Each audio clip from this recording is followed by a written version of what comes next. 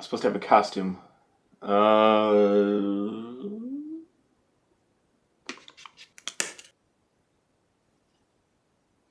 Boom. Costume.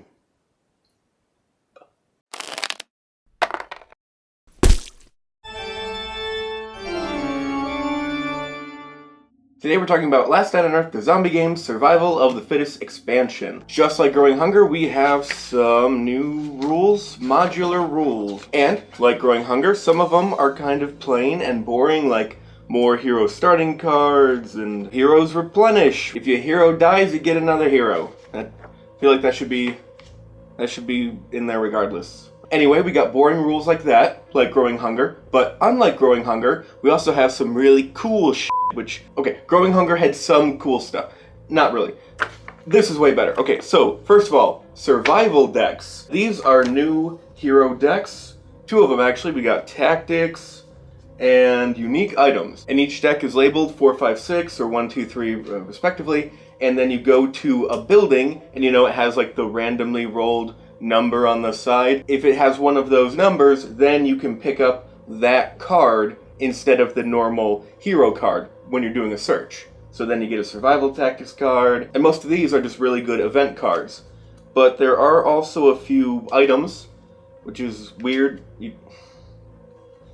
Here are the items. Why are there items in here? I don't know, whatever. They have some cool items, like one, the ammo belt, where normally when you fire off a gun, if you miss, you have to discard the gun. Unless you have an ammo card, you can discard that instead. Well, with the ammo belt, put it next to a hero, and then you spawn 3 of these ammo tokens, and now every time you miss, instead of discarding your gun or discarding an ammo card, you discard an ammo token. So with this, odds are you're not getting rid of your gun every time soon. You also can, spend a token to make your shot more accurate. Not sure if regular ammo cards can do that. Also, duct tape, you can combine items, and different items when combined together work in different ways. Like 2 guns together, you can fire them both at the same time, different targets, but same attack. You can also duct tape items to Betsy the dog from the core game and like mail the items to people. You can even duct tape dynamite to Betsy and send that to a bunch of zombies. Betsy's fine, somehow. We also got sewers, where basically you take 2 manhole covers, we got A and A, and you just put them anywhere. Anywhere in the outside map, put these manhole covers, and then when you go to a space with the manhole cover on it, you can then move to the corresponding sewer space, which is just on the side of the board, and then you can go to the other one, the other A manhole cover in this case. And we also got a set of Bs of all those. That way you can do it twice. A unique item deck, same basic thing, except they're all items. Some of these items are tied to a specific character, and if that character is using that item, they get an extra bonus beyond what the item normally does. So with Jade's Diary, instead of making a ranged attack, the hero may randomly choose and discard 1 card from a zombie player's hand. If Jade has the item, she may also roll an extra fight dice.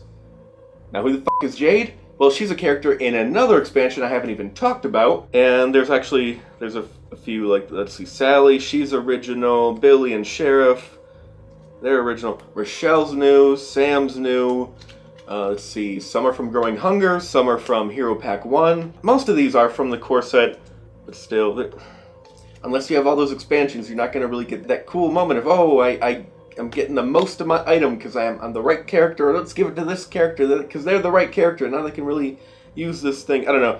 There's not enough of that for that to happen, or to be likely to happen, and then, be fun in-game.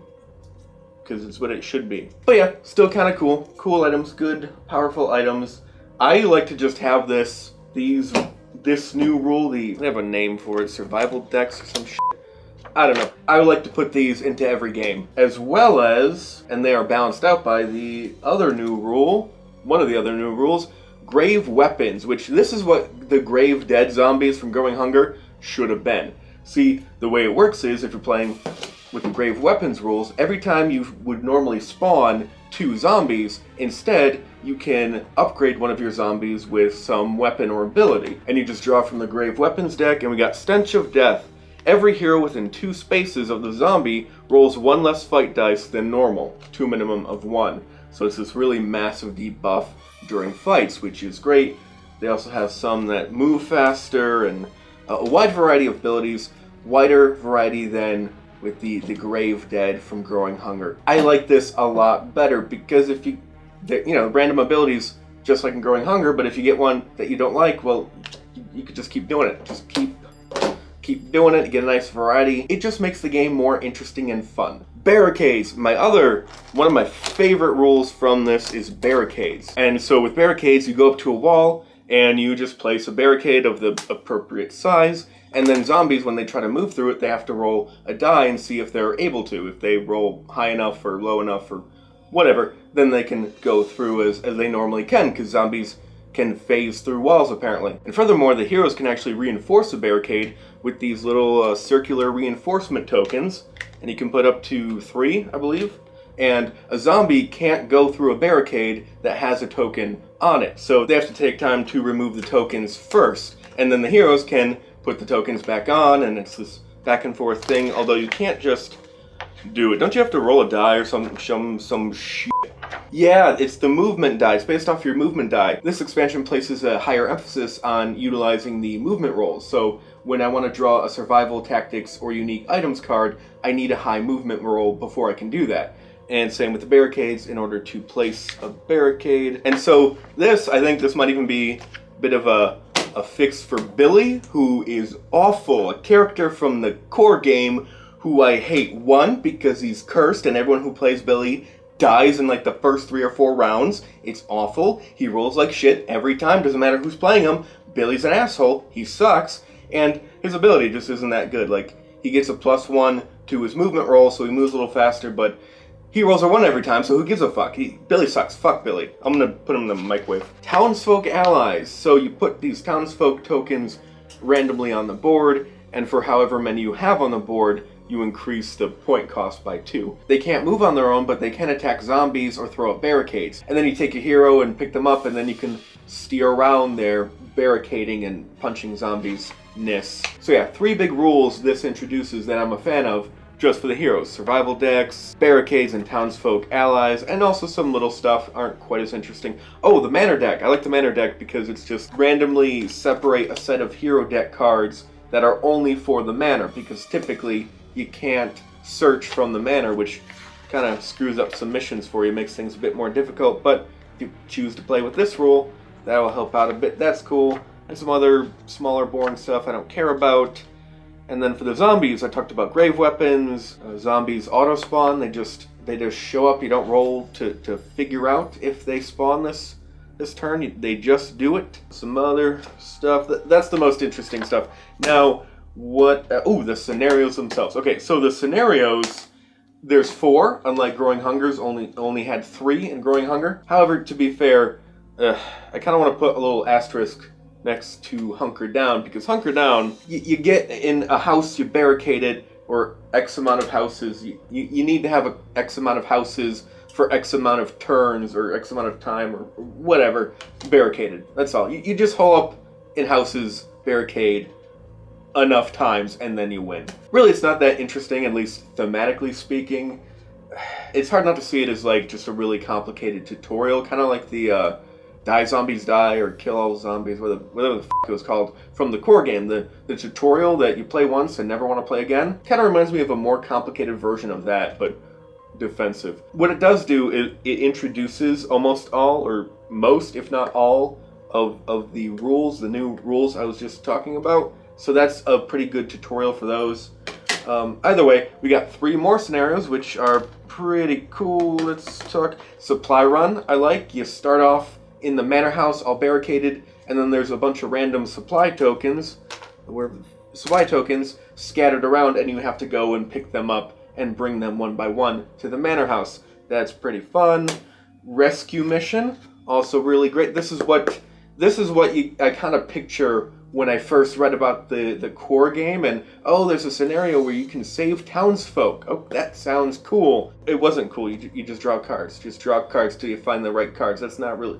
This feels like you're saving townsfolk. One end of the map, you got a building with some townsfolk in it. Another end of the map, you got a building with your hero player characters in it, and they're barricaded. They're kind of safe, but you have to get to them and bring them over to your place. Most of them anyway, before the zombies break through and take them out. Finally, we got Search for the Truth, which actually changes every time you play it. So you search through the unique item deck and you are looking for records, cards that say records on them. They have a little blue letter there, A, B, or C. I think there's 2 of each. And you find one of those, and the first one will determine the task you have to complete for the scenario.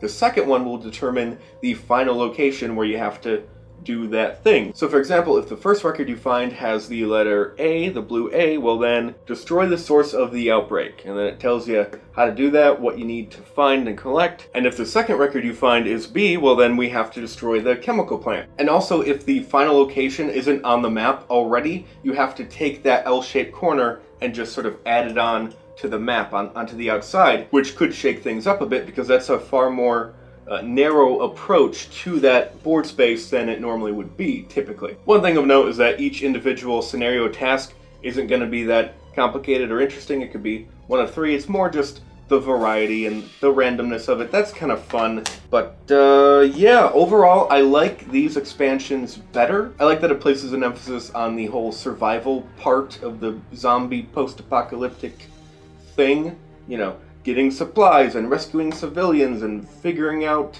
the answer to how this thing happened, as opposed to Growing Hunger scenarios, which has a bigger emphasis on action, you know, destroying the plague carriers and the zombies destroying buildings and that sort of thing.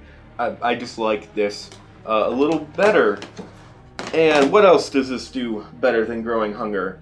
Oh, we also got some new cards. There's just 8 hero and zombie cards for your hero and zombie deck.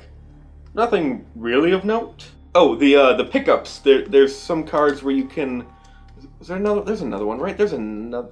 No. Yeah. So you place a play immediately, remains in play. You add it to a random building, and it now has the pick up any gun or ammo card, or in the case of first aid, it has pick up any first aid card. So these are what they call them, stockpile cards. So basically, you can draw that type of item from the discard pile if it's there, instead of searching normally.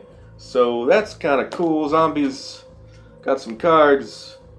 Nothing terribly interesting. Oh, you can just add grave weapons. Just do them without paying the normal cost. You could probably do that even if you're not using grave weapon rules, I think. Yeah, I'll allow it. Fuck it, I don't care. So Survival of the Fittest for Last Night on Earth, the zombie game, it adds new content and form the new scenarios, lots of new rules that are just rich in theme and fun. I love Barricades. It's such an it's such a big part of zombie anything. So cool. Is this really from this expansion? Zombie Betsy? I remember they didn't do anything with it. Whatever expansion, it was probably Growing Hunger. I don't know. Fuck on here. It does Grave Dead better. It has some cool tiny things with the ammo cards and the sewers, and I love the new decks and the new stuff, the new items. Lots of fun variety. It really mixes things up a bit. Lots of rules.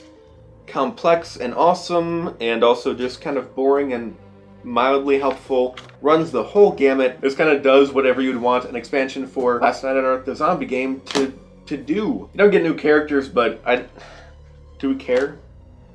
Are we caring about that? I don't think we should care about that. It doesn't really help with the search issues that I talked about before, the search scenarios from the core game, which can get kind of boring and take forever. Growing Hunger has some fixes to that to speed it up a little bit, make it a bit more interesting. This doesn't really do anything for that I'm aware of. I don't think so. But it does have all these really awesome rules you can then add to those scenarios to, at the very least, just make them more interesting. So, yeah, it kind of covers all the bases, and it's actually a heck of a lot, quite a bit cheaper than Growing Hunger. Better deal all around, and if you are going to get an expansion for Last Night on Earth, the zombie game, you aren't going to get any better than this. There really is no better single companion to it. So, Steven's Board gives the Survival of the Fittest expansion for Last Night on Earth, the zombie game, a rating of, buy it if you like the core game and you want to shake things up a bit without wasting your money like Steve did. Out of 10!